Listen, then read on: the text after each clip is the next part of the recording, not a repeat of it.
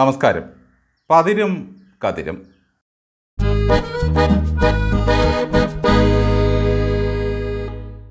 നീണ്ട നാവിന് കുറിയ ആയുസ് എന്നാണ് ചൊല്ല്. ദേവസ്വം ബോർഡിൻ്റെ മുൻ പ്രസിഡന്റ് PS പ്രശാന്ത് നീണ്ട നാവ് കൊണ്ട് അക്കമിട്ട് ആവർത്തിക്കുകയായിരുന്നു തൻ്റെ നിരപരാധിത്വം. എന്തായാലും ഇന്ന് രാവിലെ SIT വന്ന് പുള്ളിയെ വീട്ടിൽ നിന്നും പൊക്കിക്കൊണ്ടുപോയി. പിണറായി വിജയനോട് വിളിച്ച് അനുവാദം ചോദിക്കാൻ പറ്റിയില്ല. ഈ മനുഷ്യൻ്റെ കൂടെ കൂടിയതിനെല്ലാം ഇതാണല്ലോ ഈശ്വര ദുർഗതി. പമ്പയിൽ നടന്ന ആഗോള ഉഡായിപ്പ് സംഗമത്തിൽ സ്വാഗത പ്രാസംഗികനായിരുന്ന PS പ്രശാന്ത് മുദ്രാവാക്യം വിളിക്കുന്നത് പോലെയായിരുന്നു സ്വാമിയെ ശരണമയ്യപ്പ എന്ന് വിളിച്ചത്. ചെന്നുകയറിയ വിപ്ലവകാരി ആയതുകൊണ്ട് പുള്ളിക്ക് വിപ്ലവ വീര്യം അല്പം കൂടുതലായിരുന്നു.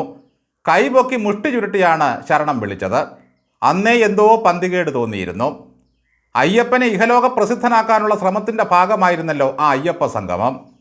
അയ്യപ്പൻ എന്നൊരു ഭഗവാൻ ശബരിമലയിൽ ഉണ്ടെന്നുള്ള കാര്യം ലോകത്താർക്കും അറിയില്ല.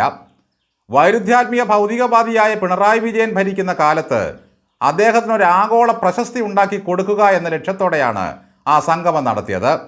ഒരർത്ഥത്തിൽ പലതിൻ്റെയും തുടക്കം ആ അയ്യപ്പ സംഗമത്തിൽ നിന്നായിരുന്നു. വിക്രമാദിത്യൻ്റെ തോളിൽ വേതാളം എന്ന തരത്തിൽ മുഖ്യമന്ത്രിക്കൊപ്പം കാറിനകത്ത് കയറി വന്ന നടേശം മുതലാളി അതിനുശേഷം പിണറായിക്കുണ്ടാക്കിയ തട്ടുകേട് ചില്ലറയൊന്നുമല്ല. ആഗോള അയ്യപ്പ സംഗമത്തിന് ദേവസ്വം ബോർഡ് സ്ഥാപിച്ച കൂറ്റൻ ഹോർഡിങ്ങുകളിൽ അയ്യപ്പനേക്കാൾ വലിപ്പത്തിൽ പിണറായി വിജയനും വാസവനും കയറിപ്പറ്റി.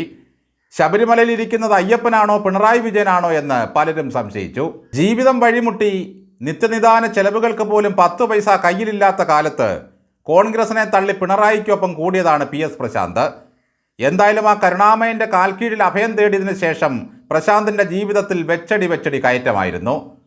ഭക്തവത്സലനായ പിണറായി വിജയൻ തൻ്റെ കാൽച്ചോട്ടിൽ അഭയം തേടി വരുന്നവരെ നിരാശനാക്കുന്ന ആളല്ല. എന്തായാലും ചെന്നു കയറിയ PS പ്രശാന്തിനെ അദ്ദേഹം ദേവസ്വം ബോർഡിൻ്റെ പ്രസിഡൻ്റായിട്ട് പിടിച്ചിരുത്തി. വളരെ വേണ്ടപ്പെട്ടവരെയും പാർട്ടിക്കൂറും പിണറായിക്കൂറും ഉള്ളവരെയും മാത്രമേ അദ്ദേഹം ദേവസ്വത്തിൻ്റെ പ്രസിഡന്റ് ആക്കാറുള്ളൂ. അങ്ങനെയാക്കിയ വാസുവും പത്മകുമാറും നേരത്തെ തന്നെ അകത്ത് പോയി പുറത്തിറങ്ങി.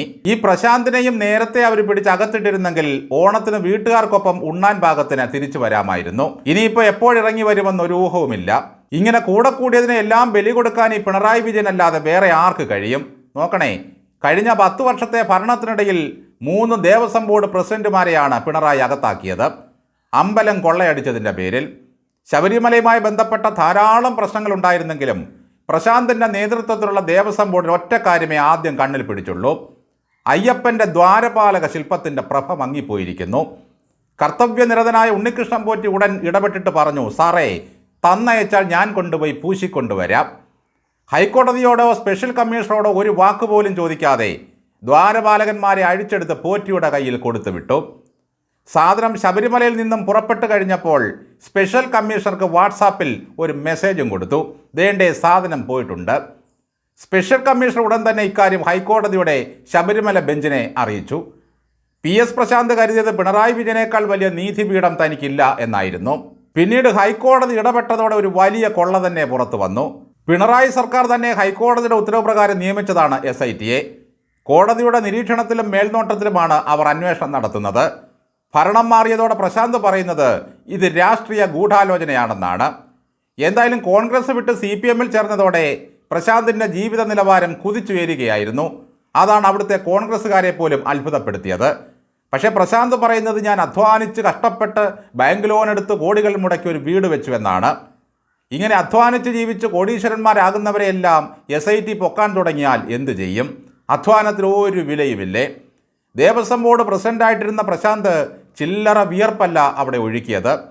ഒരു ഘട്ടത്തിൽ ഹൈക്കോടതിയോട് വരെ ഇടയുന്ന തരത്തിലേക്ക് ഈ ദേവസ്വം ബോർഡ് മാറി.